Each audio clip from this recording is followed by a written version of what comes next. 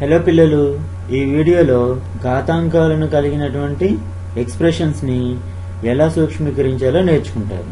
n² into r⁵ into n⁻⁻7 ని సూక్ష్మీకరించండి మరియు వచ్చిన సమాధానాన్ని ధనాత్మక ఘాతాంక రూపంలోనికి మార్చండి.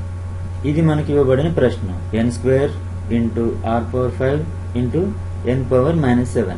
ముందుగా ఒకే రకమైన పదాలన్నిటినీ ఒక దగ్గర రాసుకుంటే సూక్ష్మీకరించడం ఈజీ అవుతుంది.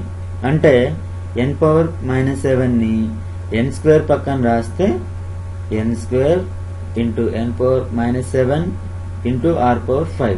భూములు సమానమైనప్పుడు ఘాతాంకాలను కూడుకోవాలని మీరు ఇంతకు ముందు నేర్చుకున్నారు కదా. కాబట్టి n² మరియు n⁻⁻7 లలో భూమి లేదా ఆధారం సమానం కాబట్టి ఘాతాంకాలను కూడుకోవాలి. ప్లస్ ఇంటూ మైనస్ మైనస్ అవుతుంది.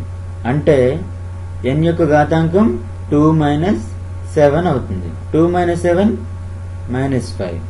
Therefore n⁻⁻5 into r⁵.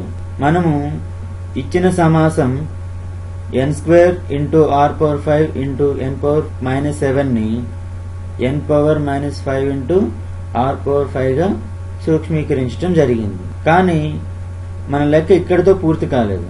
ఎందుకంటే ఘాతాంకాలన్నీ కూడా ధనాత్మకం అయి ఉండాలి.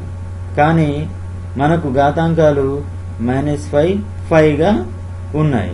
అంటే ఒకటి నెగిటివ్ నెంబర్ ఉంది. కాబట్టి దీన్ని ఇంకా సాధించాల్సి ఉంది.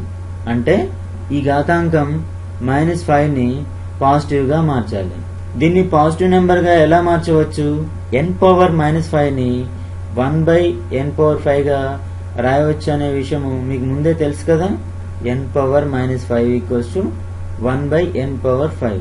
కాబట్టి దీన్ని 1/n⁻⁵ ఇంటూ r⁵ గా రాయవచ్చు. దీన్నే r⁵/n⁻⁵ గా రాయవచ్చు.